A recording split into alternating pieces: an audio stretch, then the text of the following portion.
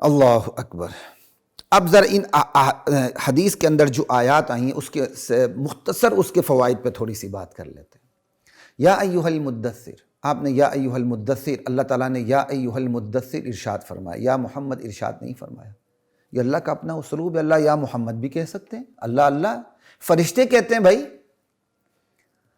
میدان محشر میں فرشتے کہیں گے یا محمد انک لا تدری ما احدثوا بعد ذلک، اے محمد آپ نہیں جانتے کہ آپ کے بعد یہ لوگ کیا کیا دین میں نئی بدعات ایجاد کرتے رہے۔ جب آپ کہیں گے یہ میرے ساتھی ہیں، یہ میرے امتی، ان کو میری طرف آنے دو، اس پر آپ کو یہ روک دیا جائے گا، نہیں، یہ آپ کے بعد کیا کہتے ہیں، انہوں نے دین کے اندر نئی خرافات ایجاد کر دی تھی۔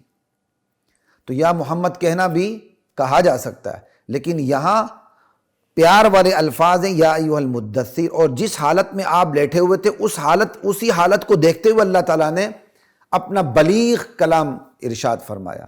تو کلام الملوک ملوک الکلام، بادشاہوں کا کلام کلام کا بادشاہ ہوا کرتا ہے، اللہ کا کلام ہے، کلاموں کا بادشاہ ہے۔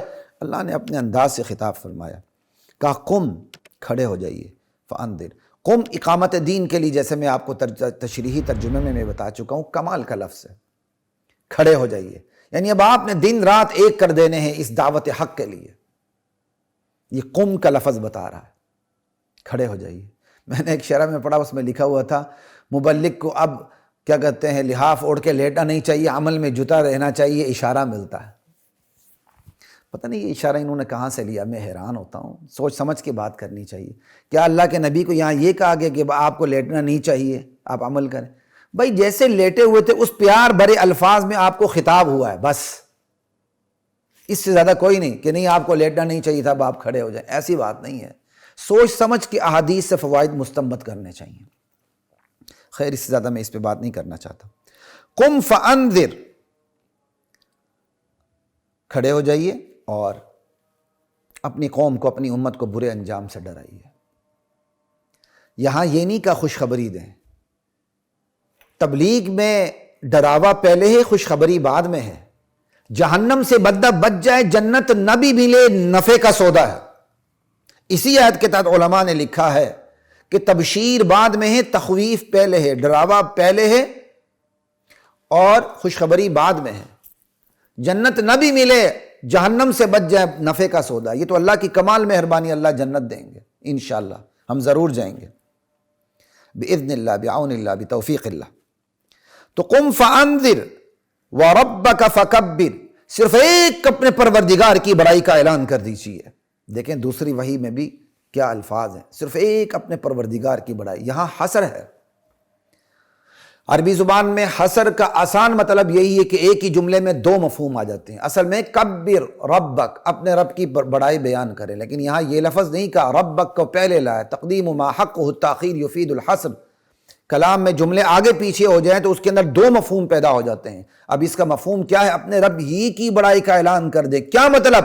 صرف ایک اپنے رب کی بڑائی کا اعلان کر دے، باقی ہر ایک کی کبریائی کا انکار کر دے۔ لا الہ الا اللہ۔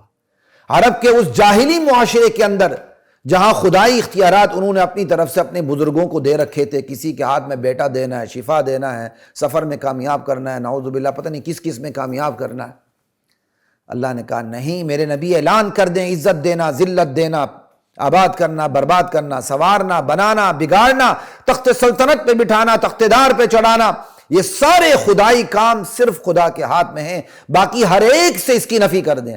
آج مسلمان معاشرے کے اندر ہر ایک سے ان خدائی صفات کی نفی مشکل ہے، تو مشرکین عرب دور جاہلیت میں اس دور میں کتنا مشکل تھا یہ کام کرنا، لیکن اللہ کا حکم تھا، نبی نے کرنا تھا، اور نبی نے کر کے دکھایا۔ ایک اللہ کی بڑائی کا اعلان کر کے دکھایا، ہر ایک سے خدا کی جو کبریائی انہوں نے اپنی طرف سے دے رکھی تھی اس سے نفی کر کے دکھائی، یہاں تک کہ مشرکین عرب آپ سے سمجھوتے پر اتر آئے۔ آپ جتنی مرضی اللہ کی بڑائی بیان کریں، ہمارے معبودوں سے بڑائی کی نفی نہ کریں، ہم آپ کے ساتھ سمجھوتا کرتے ہیں۔ اللہ نے روک دیا، وَدُّوا لَوْ تُدْهِنُوا فَيُدْهِنُونَ، میرے نبی یہ چاہتے ہیں کہ آپ نرم پڑیں تو یہ بھی نرم پڑیں، لیکن نہ، آپ نے ان کی بات نہیں ماننی۔ اسلام ہے ہی یہ ہے، اللہ کی بڑائی بیان کرنے سے پہلے غیر اللہ سے بڑائی کی نفی کر دی جائے۔ لا الہ، کوئی کسی کو بڑائی نہیں جچتی، الا اللہ، بڑائی صرف ایک اللہ کو جچتی ہے۔ یہ ہے وَرَبَّكَ فَكَبِّرْ، کاش وحی کے اس راز کو طلباء تو طلباء، عوام تو عوام، خدا کے لیے کاش یہ علماء ہی سمجھ لیں وحی کے اس راز کو، جو بے پردہ راز ہے، جو پردے میں نہیں ہے، بے حجاب ہے، لیکن لوگ سمجھنے کے لیے تیار نہیں، کیونکہ اس پہ ماریں پڑتی ہیں، اس پہ کھابے بند ہوتے ہیں، اس پہ مسجدوں سے نکالا جاتا ہے، اس پہ فتوے لگتے ہیں۔ لا الہ الا اللہ۔ وَثِيَابَكَ فَطَهِّرْ، اپنے کپڑوں کو پاک رکھیے، اور یہاں بھی امر دوام کے لیے پاک رکھتے رہیے، اپنے کپڑوں کو پاک رکھنا۔ یہ کتنی بڑی بات ہے کپڑوں کو پاک رکھنا۔ اور آج جو جتنے الٹے کپڑے پہنے اتنا وہ پہنچی ہوئی سرکار ہوتا ہے، کم کپڑے پہنے کم پہنچا ہوا سرکار، بالکل ننگا ہو جائے تو بابا نانگا، وہ تو پھر پہنچی ہوئی سرکار ہوتی، پتہ نہیں کہاں پہنچی ہوئی ہوتی ہے۔ جس کا ناک بہہ رہا ہو، رال ٹپک رہی ہو، کھانا پینا نہ آتا ہو، جسم سے بدبو آ رہی ہو، اوپر کا بٹن نیچے، نیچے کا بٹن اوپر لگا ہوا ہو، یہ جو یہاں کی کیا کہتے ہیں یہ بازو ہیں یہاں تک آ رہے ہوں، اس کو ہم بزرگ سمجھتے ہیں۔ یہ بڑی عجیب بات ہے۔ کہتے ہیں جی اللہ والا ہے، جی ماشاءاللہ یہ اللہ والا ہے، کتنا سادہ۔ ارے بھائی یہ اللہ والا ہے، تم بھی پھر ایسے اللہ والے بنو نا، تمہاری ناک بہتی رہے، رال ٹپکتے رہیں، ایک ایک انچ ایک ایک فٹ تمہارے اوپر میل جمی رہے، پیشاب پخانہ سب کچھ وہاں۔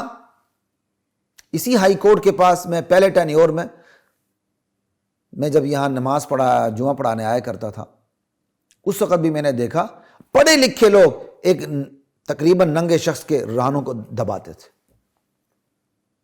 آج بھی کئی لوگ ایسے ملیں گے، کہتے ہیں یہ حضرت پہنچی ہوئی سرکار ہے، یعنی جو جتنا گندا ہوتا ہے اس کو یہ لوگ بزرگ سمجھ لیتے ہیں۔ کیسی عجیب بات ہے۔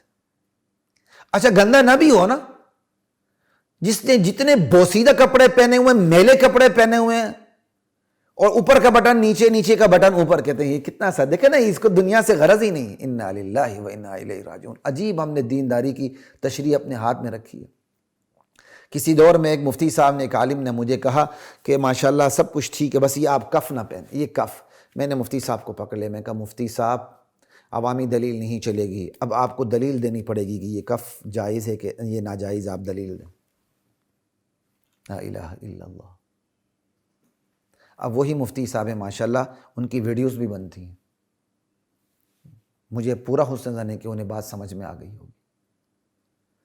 دین کی غلط تشریح نہیں کرنی چاہیے۔ ہم نے دین کی غلط تشریح کر دی ہے۔ ہم سمجھتے ہیں جس سے بدبو آتی ہے وہ بزرگ ہے، جس نے بڑے بڑے پٹے رکھے ہوں، کبھی اس نے اپنے بال دھوئے ہی نہ ہوں، جوئیں بھری ہوئی ہوں، وہ بزرگ ہے۔ جس نے آدھے کپڑے پہنا ہو وہ آدھا پہنچا ہوا بزرگ ہے، جس نے پورے کپڑے اتار دی پوری پہنچی ہوئی سرکار ہے۔ ہم نے کتنی غلط تشریح کی ہوئی۔ دیکھیں وَثِيَابَكَ فَطَهِّرْ، اپنے کپڑوں کو پاک رکھتے رہیے، یہ تعلیم ہے مجھے اور آپ کو۔ اور یہاں کوئی کپڑے پاک رکھے، اچھے کپڑے پہ، یہ دیکھو یہ دنیا دار ہے۔ اب تو خیر یہ چیز کم ہو گئی ہے، دیکھو دنیا دار مولوی صاحب، دیکھا اس کا ٹیشن مشن دیکھو ذرا۔ لا الہ الا اللہ۔ میں تو کہتا ہوں اللہ علماء کو دنیا داروں سے بھی دنیا زیادہ دے، اللہ امتحان میں نہ ڈالے۔ یہ 10 روپے دے کے ان کی گردن میں سریا آ جاتا ہے، یہ اپنی مرضی چلانا چاہتے ہیں۔ بڑے سے بڑا دیندار ہوگا، وہ 10 روپے چندہ دے گا، آہستہ آہستہ وہ اپنی مرضی پر اترنے لگتا۔ اللہ تعالی ہمیں اس امتحان میں بھی نہ ڈالے۔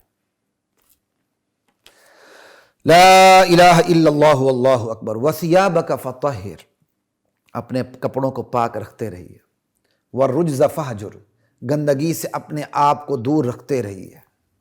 اعمال کی گندگی، عقیدے کی گندگی ہے، معبودان باطلہ کی گندگی، اور پھر اہل شرک سے اپنا امتیاز رکھیے، ان سے دور رہیے۔ تبلیغ اپنی جگہ کرنی ہے، لیکن امتیاز اپنی جگہ برقرار رکھنا ہے۔ وَالرُّجْزَ فَاهْجُرْ، یہ ان آیات کی تشریح تھی، اور کیا کہتے ہیں ان آیات کے بارے میں کچھ فوائد میں نے آپ کے سامنے رکھے۔